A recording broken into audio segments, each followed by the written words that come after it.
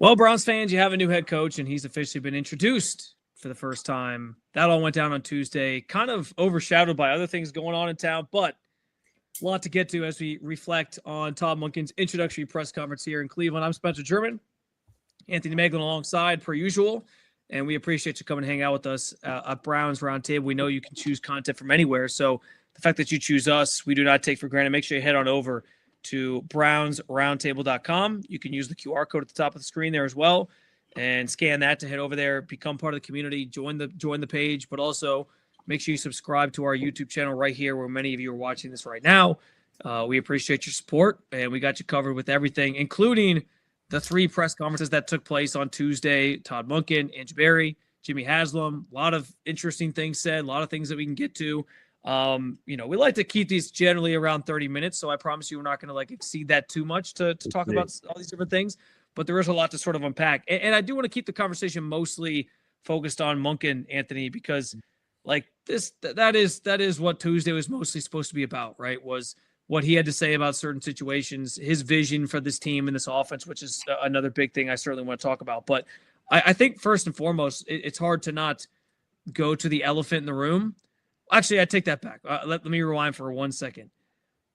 I don't know how much of the press conference you were able to catch, but I want your overall thoughts on how he came off, what you took away, how you felt about it. Because we hear so much about winning and losing press conferences, but we also know it doesn't much matter. Freddie Kitchens won his press conference and then proceeded to have one of the worst years in Browns history in terms of everyone said it was awful and it was a mess and he didn't know what the hell he was doing. So it doesn't much matter, but what were your overall thoughts on the way that Todd came off the first time you met with the media? Yeah, kind of what I was expecting. We didn't get to know too much of him in 2019. He was kind of obviously behind the scenes, behind Freddie Kitchens and that whole debacle. So we didn't get to learn too much about him. And obviously, I don't think either of us were on the Browns beat at that time. I certainly was not. Still in college for me, but. Yeah, it was kind of exactly what I expected. We've seen him a couple times. We heard some of those social media clips when he came to town. And, that guy's all about football, right? He doesn't care if he wins the press conference. I was surprised he was even wearing a shirt and tie, honestly. He is just about you thought football. he was going to show up like David Njoku and just no, dude. I thought he was going to show up like he got off that plane in freaking $10 jeans, Old Navy button up, and a coat from Goodwill. Man, this guy just knows football, man, and it was kind of what I expected. He didn't have any catchy phrases. He thanked the right people. Then he said he's going to live life, and this team's going to live every day like it's 4th and 1, and they're going to compete their tails off. They're going to be held accountable, and it's going to be wins and losses, man. And it was a lot of that stuff, wasn't packaged in a perfect, pretty box with a beautiful bow on it. It was, you could tell that this guy's seen some things in football. He's been around the block. He's worked his way up. That's what I thought was also really cool too, Jerome, was that, we often see with these young guys who get their first chance and they're so grateful and so amazed for the opportunity. You rarely see a veteran guy like this, an older guy, 60 years old, and this is his first time as a head coach in the NFL. It was pretty cool. He got choked up. I thought that was pretty neat, and he talked about the sacrifices his wife's made and his kids and his whole family. His college roommates were there. All that stuff I thought was pretty cool, and then the message he delivered, in my opinion, was we're going to play football, and we're going to fight, and we're going to grind, and we're going to be a tough team to beat, and that's really, at the end of the day, what Browns fans want. Yeah, and again, I think obviously messaging wise, I think he said what you want to hear. But we also have to keep in mind that doesn't much matter when it comes to on-field results, right? You can sound great in that setting, and then are you actually executing that behind the scenes, or guys buying in? Those are the big challenges that he now kind of faces. But from all accounts, the way that he kind of carried himself, I think you got to see a little bit of his personality today. He was swearing and stuff, which was this is a far cry, dude, the person that you're succeeding, because man, Kevin would never, so I thought from that standpoint, you got the football guy part of it, to your point, did come out of him, and the guy who I feel is going to hold people accountable and has that edge to him. I thought you got a little bit of that coming out of him today. So yeah, there was certainly some things to if you're thinking that Todd Monken is going to be the right person to sort of change this culture. I thought you saw at least the early signs of that. Again, press conference setting and locker room setting, team setting are much different. But I thought it was at least the right tone to set on sort of day one here on the job as you're getting introduced to the media. And Jerm, I would even add too, like the one line that really stood out to me above all of the rest of them was in his like opening monologue before questions. He was like something to the effect of, and I should have cut it. I actually have it cut. I posted it on Twitter, but it was something to the effect of D and Jimmy cut a check and put my name on it, and they expect a tough ass football team and a football team that wins. And like you rarely hear that out of coaches. It's always like sunshine and rainbows. And he's like, no, I know what they expect, and we're going to put a winner on this team. And he connected it back to Jimmy's press conference immediately after Stefanski was fired, when he was like, hey, our goal isn't to go to the playoffs and then have a losing season, then go to the playoffs and have a losing season, then ride that roller coaster. Today, Monken was like, yeah, the goal here is to build a consistent winner and a team that competes and wins, not just 1 year, but makes the playoffs and is a contender for years and years and years to come. So, like, from that perspective, I thought, too, that was really different and interesting, because you rarely hear that immediate. He knows he's kind of put himself on the hot seat right away and was like, yeah, I got to win football games. I got to do it quickly because, that's what they hired me to do, and that's the goal here. I think the number one thing, I guess that's debatable. Some people probably want to know about the quarterback situation. Others want to know about Jim Schwartz. In terms of the order that those things kind of were asked in the press conference, it was the quarterback situation first. But I think it's probably prevalent to start with Jim Schwartz and that whole situation, honestly, because it's an ongoing one, and it is one of the biggest questions, especially as like the quarterback thing will take shape, right? Like we'll get a sense of how he wants to build that room out. We are going to talk about that on the show, but the filling out the coaching staff is like front of mind. That's the thing they're worrying about right now. That's the thing they have to get checked off, right? So with or without Jim Schwartz, they have to kind of know what they're doing. And so we'll play you this clip here in just a second, but Todd Monken was careful not to guarantee anything one way or another. He didn't rule out that Jim Schwartz could come back. He also didn't say he's coming back. He did say, and that's not in this clip, but he did say that he has talked to Jim Schwartz already, which I think that's kind of telling that they've talked, and we don't really have any, updates on anything. I think that says a lot.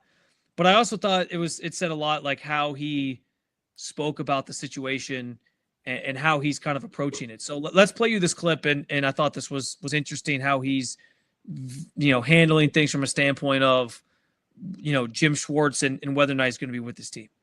First off, my anticipation is we're not going to change the system. Very difficult to go against. I'm not planning on changing the system. We're built for the system that they're in currently.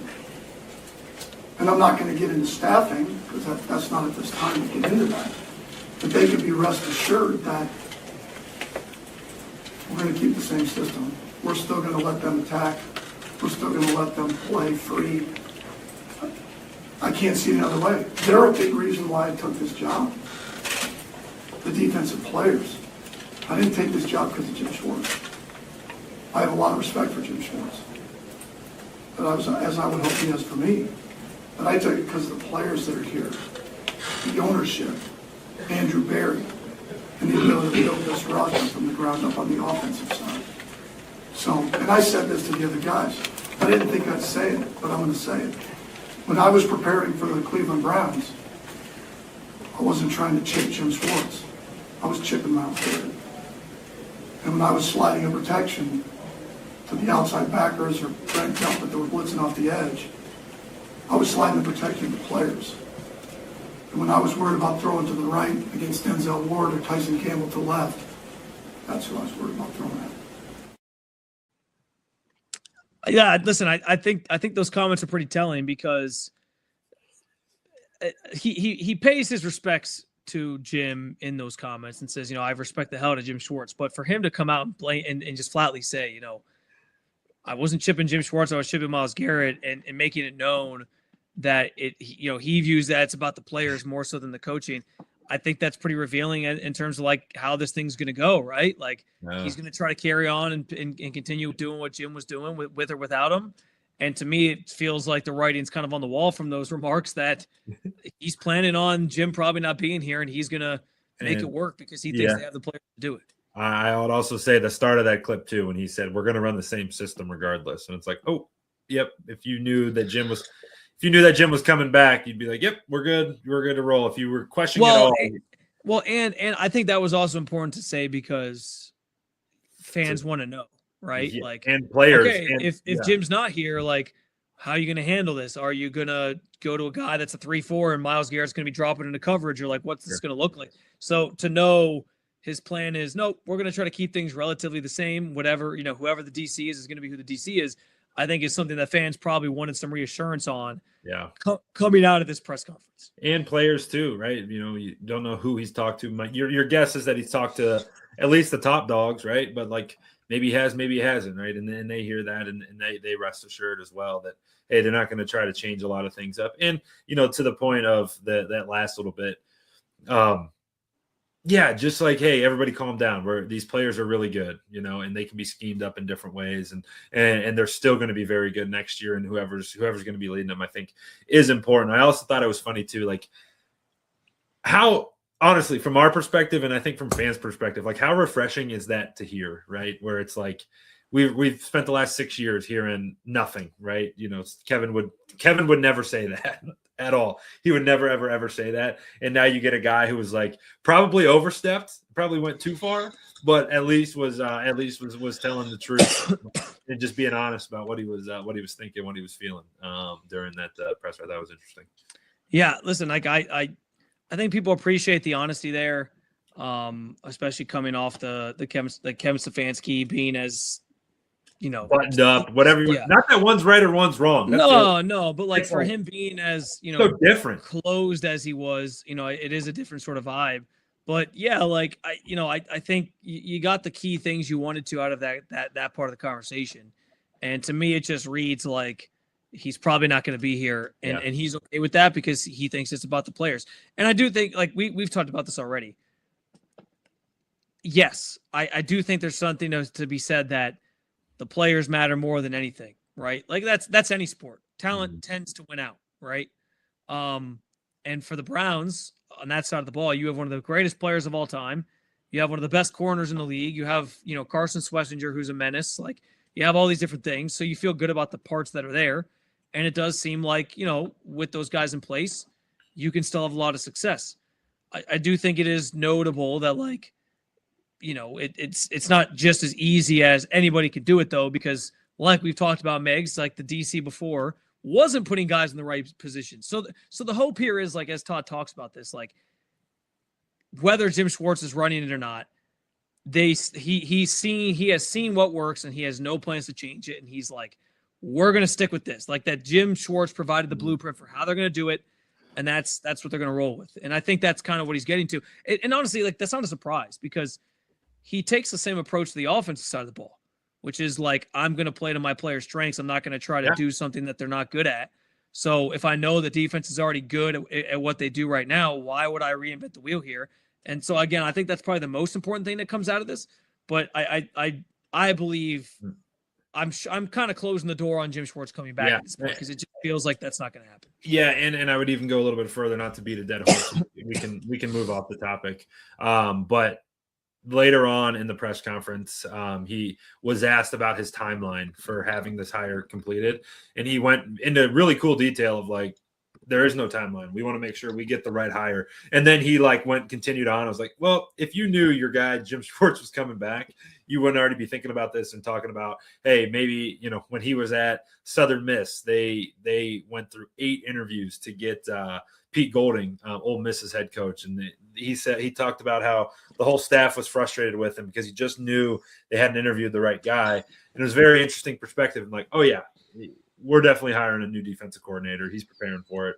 But they do have to start to that point though. They do got to start trying to fill that out because, it is getting a little late in that process. Well, I will say it feels like if it's not Jim, they probably promote from within. Yeah.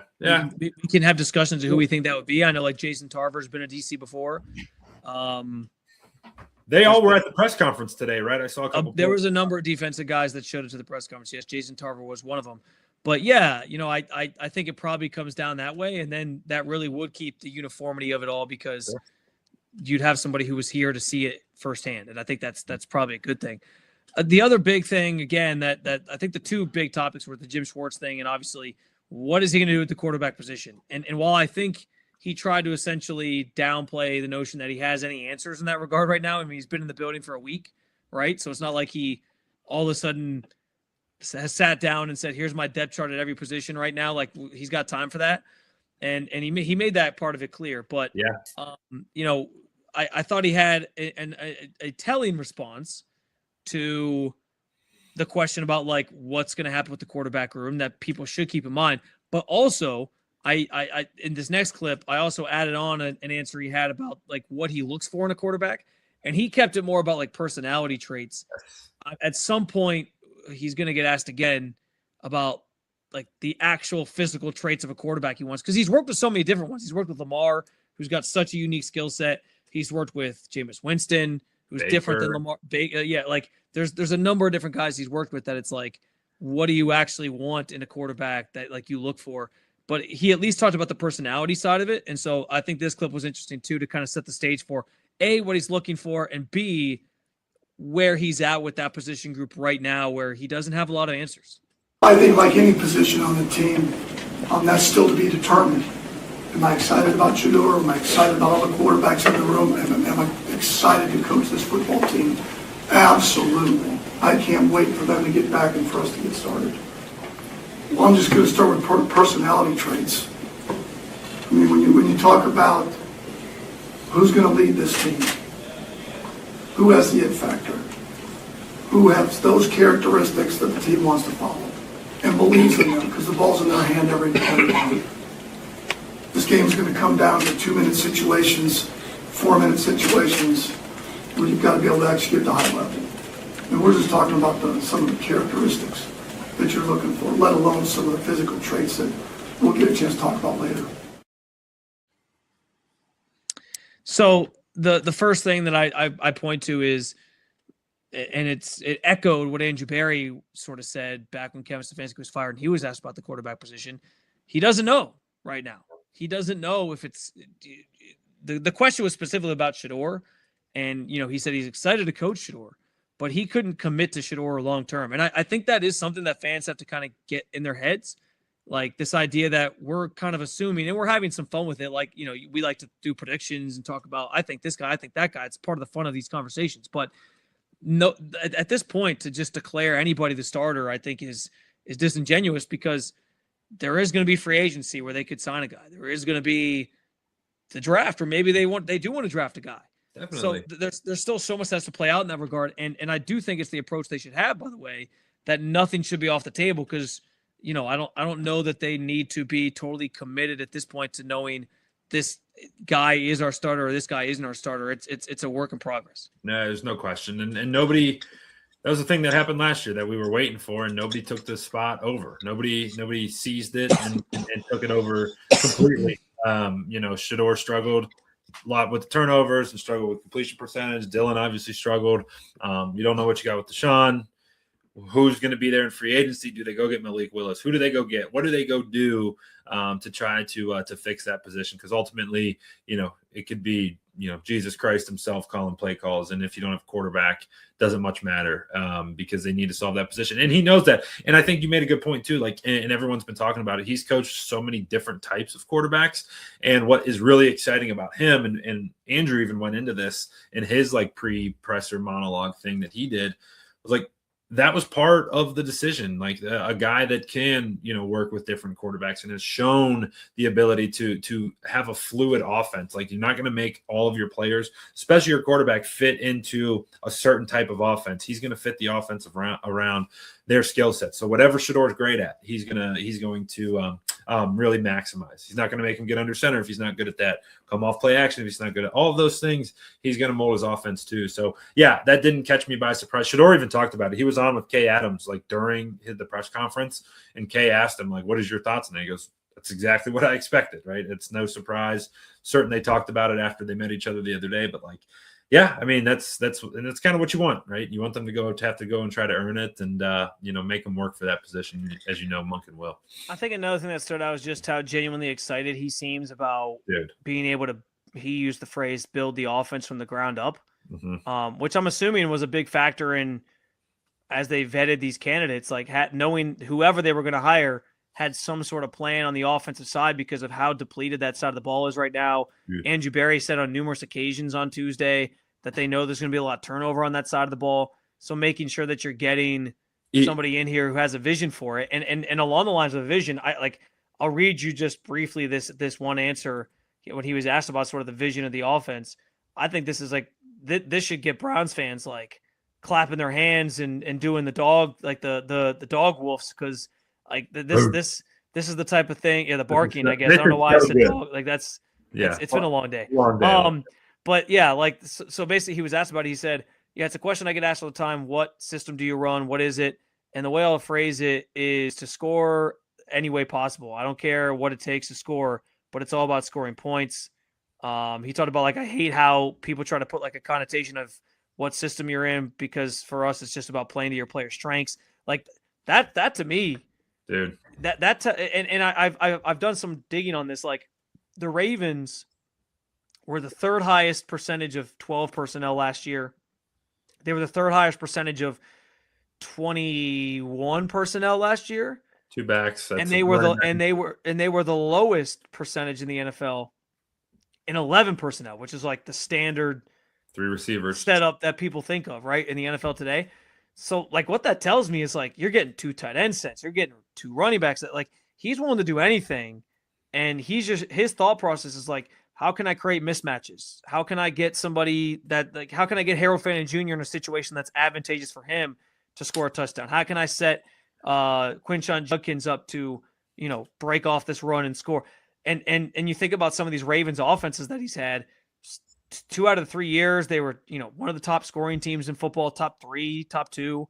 They had 2 of the 3 years. They had one of the best rushing teams. They were number 1 in rushing. They were number 2 in rushing this past year. And the first 2 years, they were number 1 in rushing that he was there. The 1 year, and he talked about this, they had a 4,000-yard passer and a near 2,000-yard rusher, which is like one of the greatest offensive feats of all time. Like nobody's ever done that.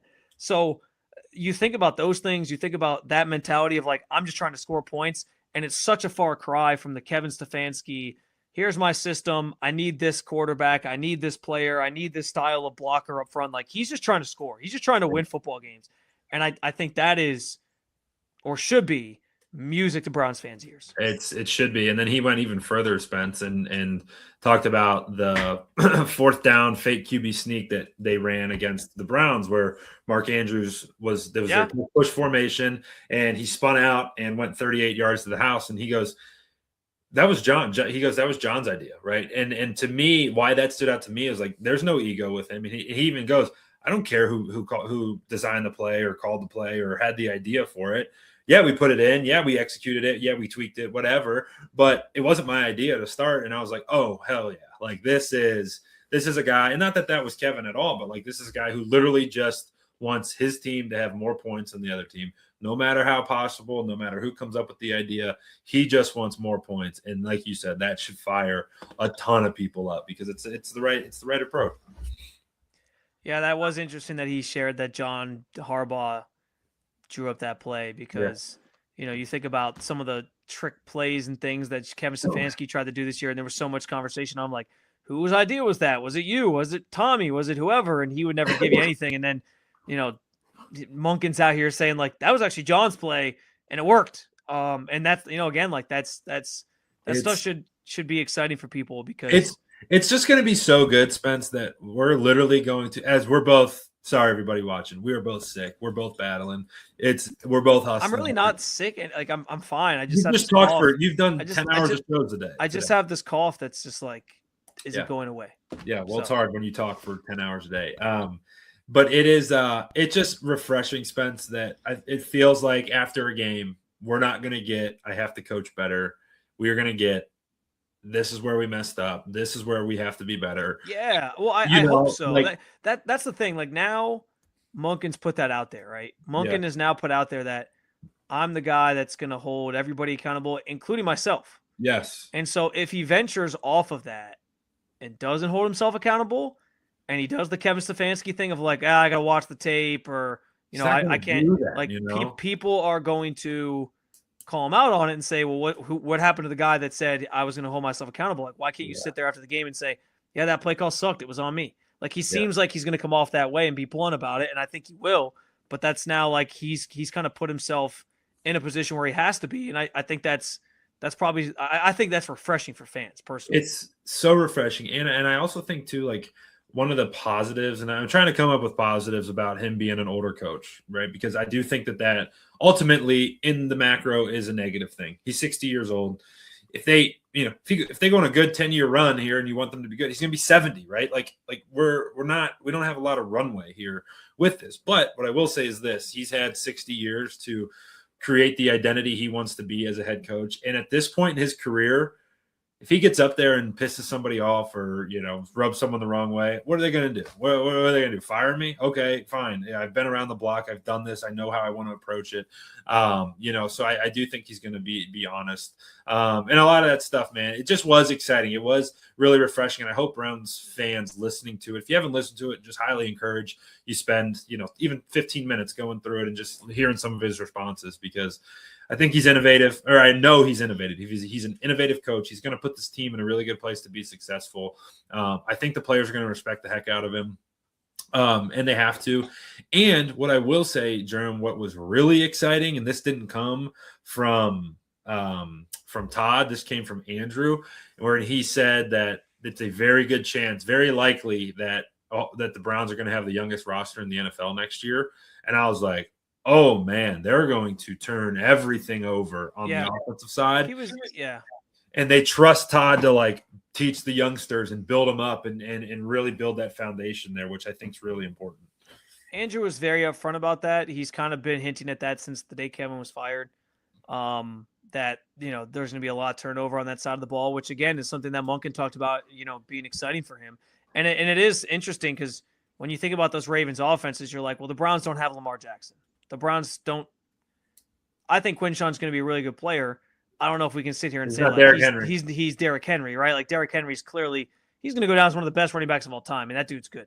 So yeah, like Quinshon has a ways to go to prove that, but there's a good player there. So who's going to be his Lamar? Who's going to be his Isaiah? Is he going to get Isaiah Likely to join?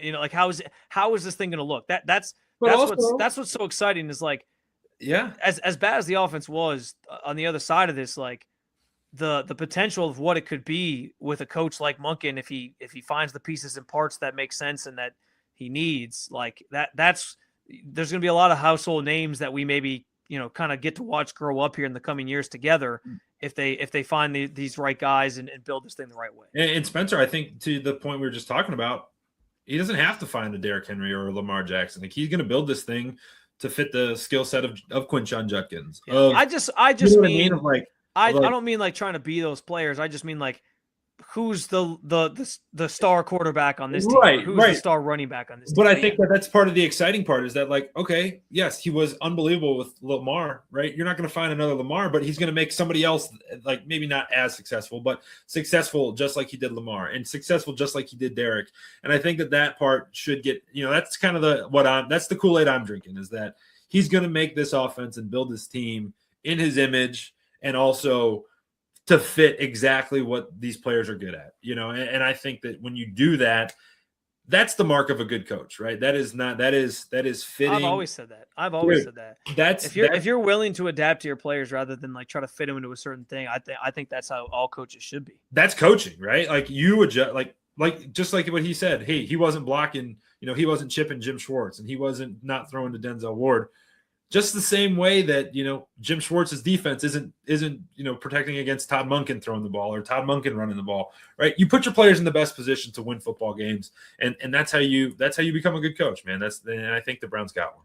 Before we get to sort of the commentary on the process of all this search that we kind of heard from Jimmy and Andrew Berry, I did want to circle back real quick to the quarterback thing, because one comment he made in that clip that we played was that the personality side of it was he's looking for that guy with the it factor. And I will say this, maybe they don't know that they have that guy with the it factor yet. But as I think about the current state of the Browns quarterback room, the quarterback that I think is closest to having that it factor is Shedeur Sanders. Definitely. I mean, look at there was the extra juice with the way the offense played last year. There was just something about he was willing to take those shots. I don't think Dylan had that. Deshaun, I think at this point is Deshaun, like he shot. At one point in his career he had that it factor, but I don't think he has anymore. Coming off a twice ruptured Achilles, that was where my mind went with that clip, was like there might be options on the outside that they're looking at or they look at here down the road, but if there's a quarterback in this room that has the it factor right now, it's Shedeur. And let's go one more level to it. Todd tried to draft him last year, right? Like maybe he wasn't submitting the card, but he was definitely asked about it, right? He was definitely, that video seemed like he was saying, we liked you, I liked you, you know what I mean? So, yeah, I definitely liked you. He definitely knew about him enough to say, yes, I'd like you guys to draft him. They obviously didn't draft him for whatever the reason, right? But there's definitely a little bit of mutual respect there coming from him on that. So the last thing I figured we should hit on, at least in this conversation, was just kind of around we heard so much about the process, and the Browns kind of got laughed at for, you're doing essays and testing and all this different stuff. I got to tell you though, like the way it was explained by Andrew Berry and Jimmy Haslam, I don't think it sounded as like corrupt or stupid or silly or like unorthodox as people made it out to be. I mean, I'm not saying, and Jimmy was asked point blank period, like, how different is your process from others? And he admitted, like, I don't know.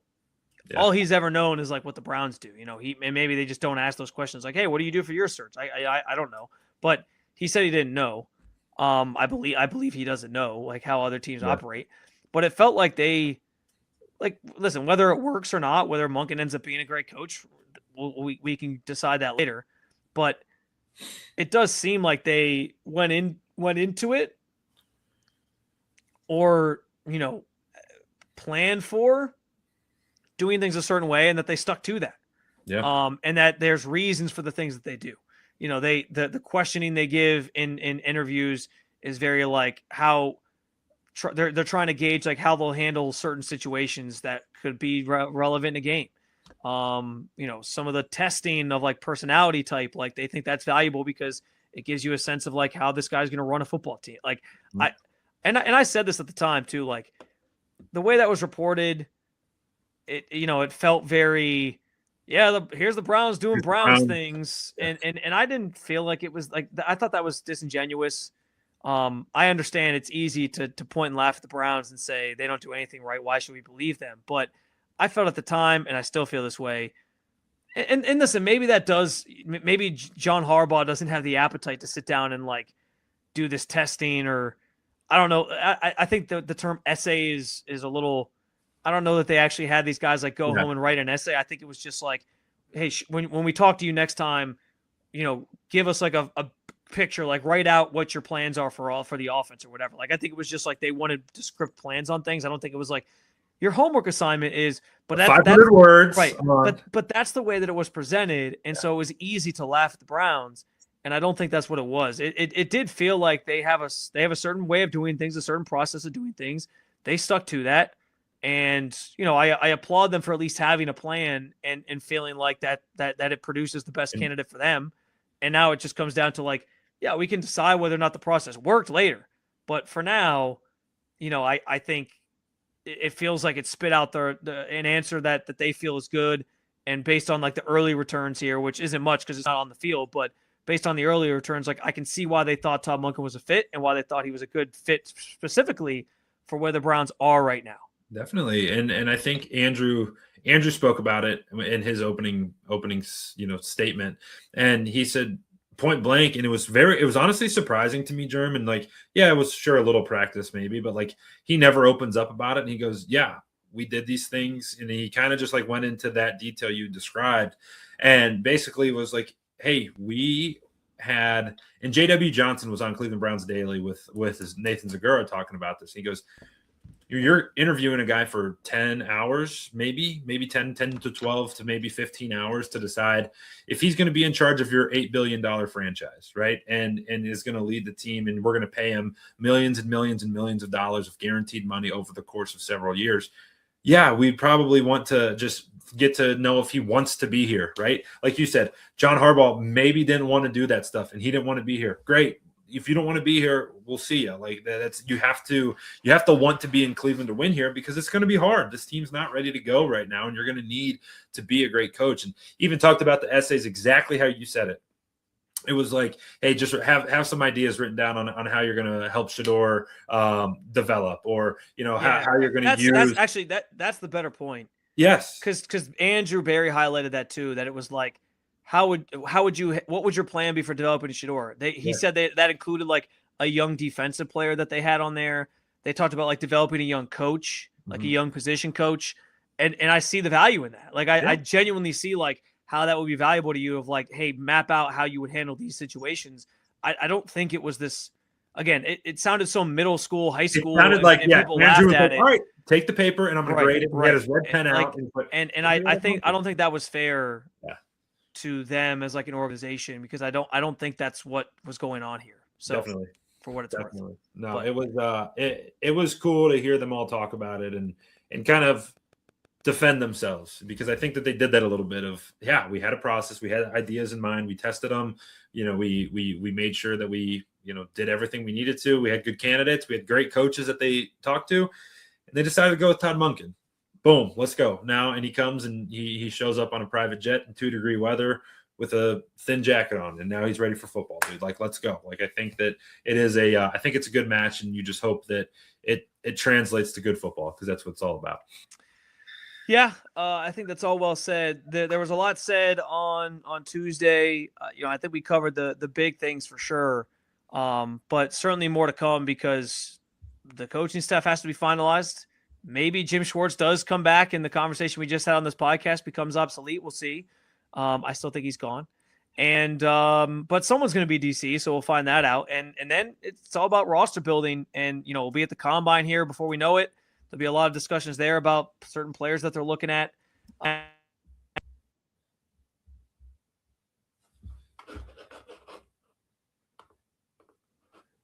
There you go. You got me? Sorry. I'm excited to ask. My mic got like moved and I don't know, like cut off on me. Anyway, I'm excited to ask Todd Monken about how he views the idea of best player available versus, hey, we really need offense, so let's take an offensive player. Because that's a dilemma that could be on the table for the Browns at 6. But also, Spence, I'm not going to go on a tangent here, but they talked about it as well on Cleveland Browns Daily. The fact that he can do a lot of things and make his offense how he wants it, they can kind of shop a little bit and go best player available on the offensive side.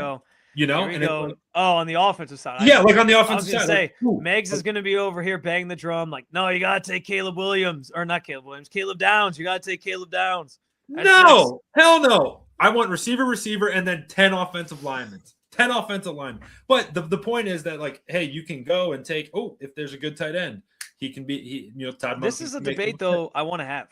Yeah. We should do this next week. Yes. Because there are people who genuinely, I asked on Twitter, for what it's worth, Twitter's just Twitter, but there are people who are like, I'm okay going best player available and then worrying about the offense later. And I'm like, bruh, at some point you got to draft somebody who plays offense. Like somebody gets a touchdown pass. At some point you have to. I don't know when, but you can't just keep putting this off. You got to draft first rounders who play offense. I'm writing a story right now on another roundtable site. Obviously, you're going to be able to guess what it is. It's on our Ohio State site, and I'm looking at a mock draft right now. Lance Zierlein put out his first mock, and it has Carnell Tate at 6, and then it has Caleb Lamu at 24, who's the tackle from Utah, who the Browns' new quarterbacks coach was the offensive coordinator at Utah last year. And it's like, yes, there you go. Solidify one exterior offensive lineman,